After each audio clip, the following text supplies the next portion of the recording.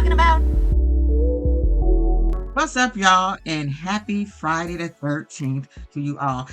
I have good luck on Friday the 13th. I don't know who came up with this little thing that it's bad luck and they make Friday the 13th the bad luck number. I always have good luck on Friday the 13th. That's normally the day that I actually find something that I lost. It's just a good day for me.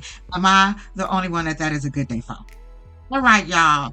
Thank you for those of you that are here for showing up for my first review of Suddenly Amish. Season 1, episode 1. I was going to try to do 1 and 2, but just getting through 1 is going to be long, just introducing people and kind of going over what everybody got going on. I think we need to do that first. That way it helps me remember the cast that's in this series. But we're going to start off. Before I start off, let me thank, I don't remember who you were, sweetie, but whoever suggested that I review this show, thank you, because I like reviewing new stuff, because it's always good when it's the first one, less scripted, although they sprinkle some stuff in there, but it's less scripted. So to you who suggested it, I thank you. Now let's start with the Bishop. So now, Bishop, he's the one tell everybody what to do. He run everything. Nobody move without the bishop's permission. Now what's going on in the little community is that it is dwindling down.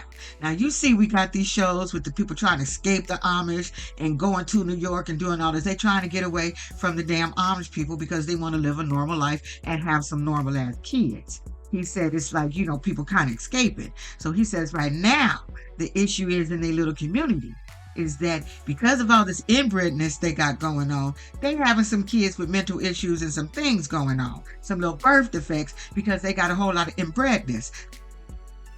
I don't know if that's a word. We're going to use that word as a word. Now, so what their idea is let's go get the English, call the Americans English, the regular folk, the people of the world. Let's bring them in the inside, because at least if we get somebody from the outside, we won't have no more inbred kids, and we can have some normal kids. So my thought process is, okay, if most of y'all, all of y'all cousins inbred yourself, then she go marry an inbred person, what make you think you're not gonna still have some inbred ass kids? I'm just saying, I'm trying not to use other disrespectful. I'm just saying. So if the English come and marry one, they still gonna get an inbred person, and they still can get one of them little inbred kids. So the experiment is to bring 6 people from the outside world into their world to see if they want to live the Amish way and see if they'll be initiated into the Amish life of living. That's what the whole process, an experiment, is all about. Now I feel like they put these kids over there because normally I always think of the Amish as having a whole little community, little houses everywhere. Pretty sure because of filming, it's like, you guys take your ass over there to the other end because we don't want a whole lot of cameras around all our shit. They're very private people. So they put their ass over here in this little field with 2 little houses that they can all split up and live. Now they need few people to run this. They need a couple to run one house, and they need another couple to run the other house. Now the first people that's going to run one of the house, it's going to be Emma and James. But let's talk about James. Who James is, he looked like a beady-eyed fool. Let's talk about James and what he got going on. Now James is shunned, kicked out of the community, can't go to no barbecues, he can't even go to church, he can't do nothing because he got caught with a cell phone. So he says, all right, since you done shunned me and I'm caught with a cell phone, let me show you what else I got. So he go down in the bushes, pull out a little backpack, and he got liquor. He got a cell phone. He probably got some weed all in the bag. He probably got some video nasty tapes or some magazines. He probably got most stuff in that little ass bag while he off in the bushes getting faded. So in order to redeem his little butt, and because he was already shunned, they figured let his shunned heathen ass deal with all the heathen people that's about to come into our community. He can deal with them. That way we don't taint anybody else, since he already tainted with the fella. So let him go over there, redeem himself, and see if he can get these people together. And maybe we'll think about sending them, putting them back in the house, and then before he can come to church, come to cookouts, and hang with the people again. People be talking to him again. They treat him kind of like the Jehovah's Witnesses. If you mess with the people and you leave the community, then nobody get to talk to your ass. And that means relatives included. So James, to help him in his little adventure, it's him and his cousin Emma. Third cousins. They third cousins. So she gonna help him in the house with these three people. Now I watched the second episode, but I'm not gonna get ahead of myself because I couldn't do, I'll probably do the second whole episode. I probably might try to do it this week. But there's something a little weird about that. Because they cousins. But anyway, I won't get ahead of myself. So then we got the other people that's gonna be running the house, and I said, this is Alan. This is the bishop's brother. So he initiated his brother and his wife Sarah to run one or the other. So the whole experiment is, can these English people come to the Amish land, live the Amish ways, live the simple life, no electricity, no air conditioning, no real toilets, just they don't have no comforts of home where they're about to go is what I'm saying. Are they gonna stay? So let's start talking about the people that's going to this place. We're gonna start off with Kendra. Now, Kendra is 32. She's a recovering thought. She's also a dancer. She said before she got baptized and found Jesus and everything, she decided just to go on do OnlyFans. When after she started doing OnlyFans, she just started feeling filthy and dirty because all the men she dealt with, it was just a hookup. And so she just started feeling dirty and nasty, and no respect for her damn self. So now she want to go deal with the Amish. Said she looked it up. She kind of liked the way they live, and she just want to free herself, get better, get out of her thought ways. So that's her whole reason for going to the damn Amish people to try to be Amish. And next, this is Judah. I love sweet little Judah. So Judah is 22, come from Kansas, live in a bad neighborhood, grew up seeing a whole lot of stuff. Apparently, through his mother, he is Muslim. And he's also bisexual. So, and he's also gonna be the only little black boy as being an Amish. I've never seen a black Amish before. I don't know why he would want to do it. But hey, he gonna get out there and do it. Gonna be the only little black boy out there trying to be an Amish man because he's trying to find himself. He just don't know what his identity is right now. He don't know where he fit in. He's trying to fit in somewhere, and he figured going to this place and doing things outside the box, this will help him get clarity of what he needs to do with his life. And next, we have Esmeralda. Esmeralda was raised by a single mother who her every waking day was vanity. So basically Esmeralda's whole issue is vanity. She don't leave the house with makeup. She don't feel comfortable unless she's wearing makeup. She feels very insecure if she just don't go anywhere without her makeup. Girl, and I feel you. Like, you could take all my makeup away if you want to, but let me have my eyebrows. I can take off, I wear mascara, I don't wear lashes. I can take off everything else, but let me have my eyebrows. I need my damn eyebrows. And then we have Aaron. Aaron's issue is that he was hearing impaired. So they're not going to know this. He needs a phone that plugs up to his dang on hearing aids. He said he comes from, his father was a pastor and his father was friends with the Amish. So he's always been interested in being in Amish, culture and want to see what it's like since he's got friends that's Amish. But then he said he lost his virginity at 32, y'all. Nothing wrong with that. Everybody put too much on being active. So he lost his at 32, but he said he didn't want to do it. It was forced by the female. I said, I'd really like to know more about that dang on story, but anyway, that's neither here nor there. I'm not going to judge. Don't feel bad because you lost it at 32. Good for you. This is a lot of nasty puss out there, so a whole lot of nasty puss. Next, we have Billy Joe. Billy Joe is a poser. She's already dressed in her Amish clothes. She says she's been liking this Amish thing for 20 years. Now her little hobby is she like to make dolls, but she like to make dolls with no faces. Because she says that's how the Amish, they have dolls with no faces. So she just want to go to the culture because she want to really be in the culture and really become Amish and really see what it's like. But she already dressed for it. She ready for this shit. Last one is Matt. Matt is 35. He got twin boys that's 7 years old. He was pretty much raised on a farm, rodeo type of vibe. That was his daddy's little thing, little rodeos. He said that was never something he wanted to do, but he did it. So right now, he just don't know where he's at in life.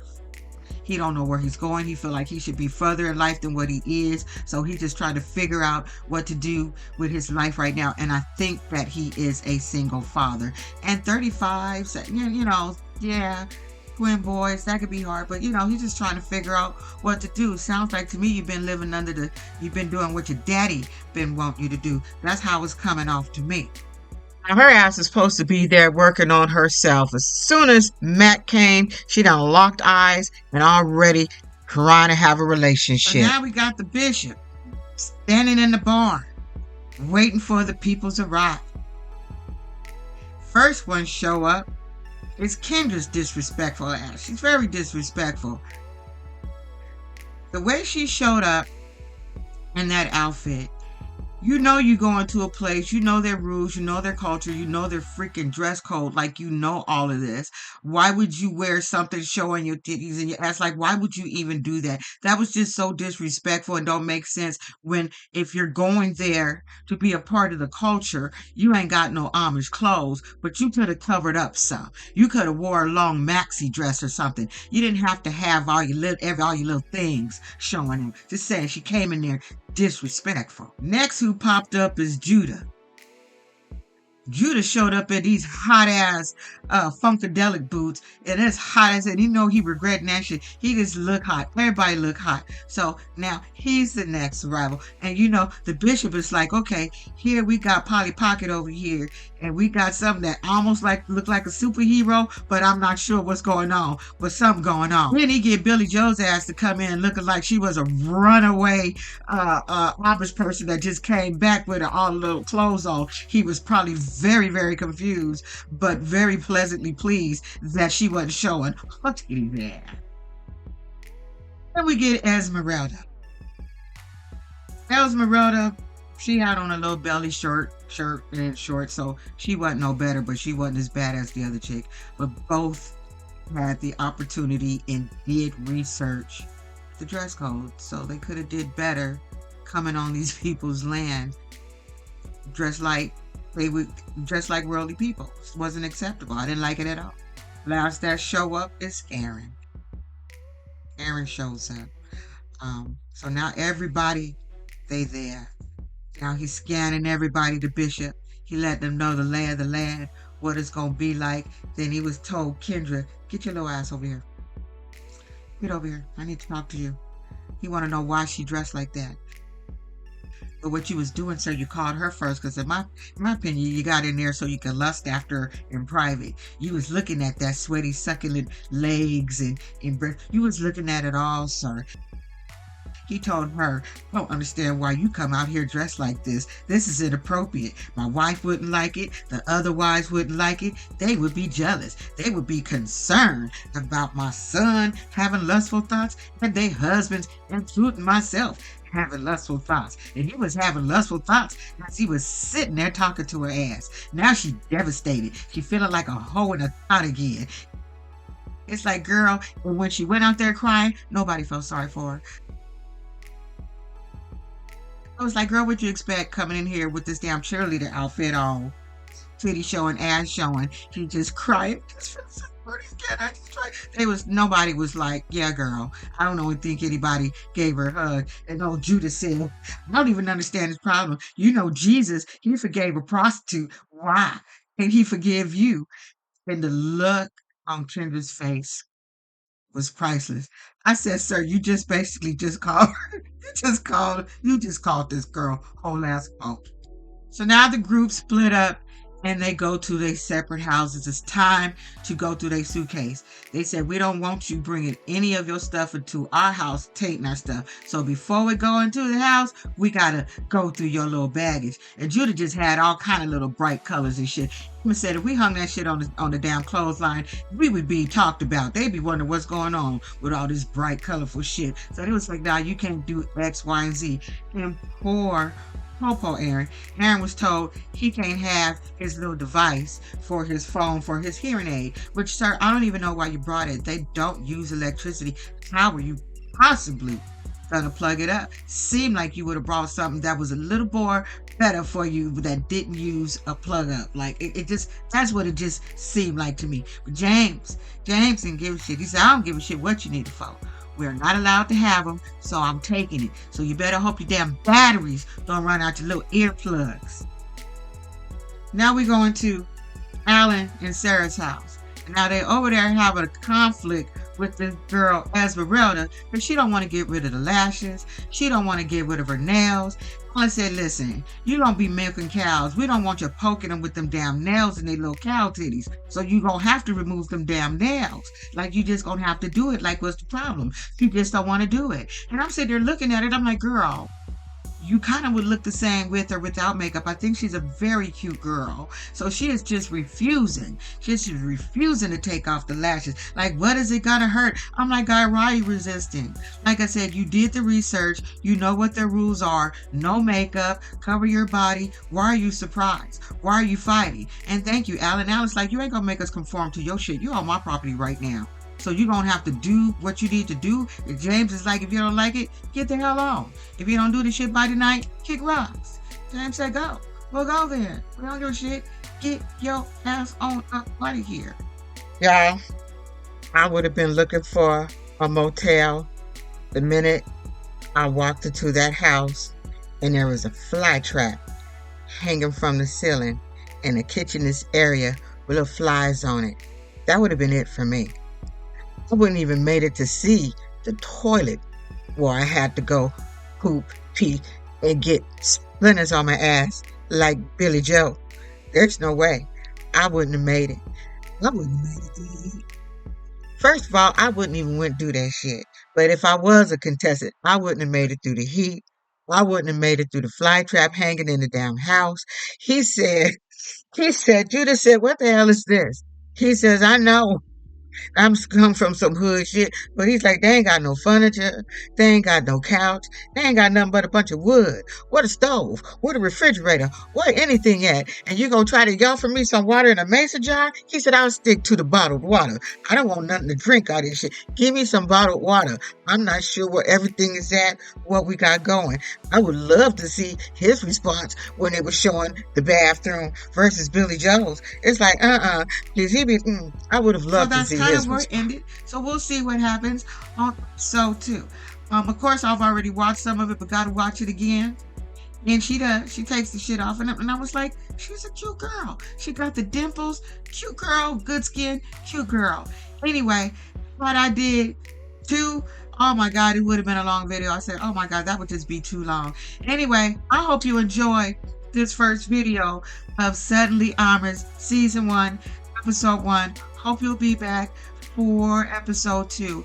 If my husband decides to go play pool with the boys this weekend, I'll try to come back. If not, I'll see you guys on Monday. Don't be an asshole, y'all. Thanks for showing up if you showed up when I show up. Bye.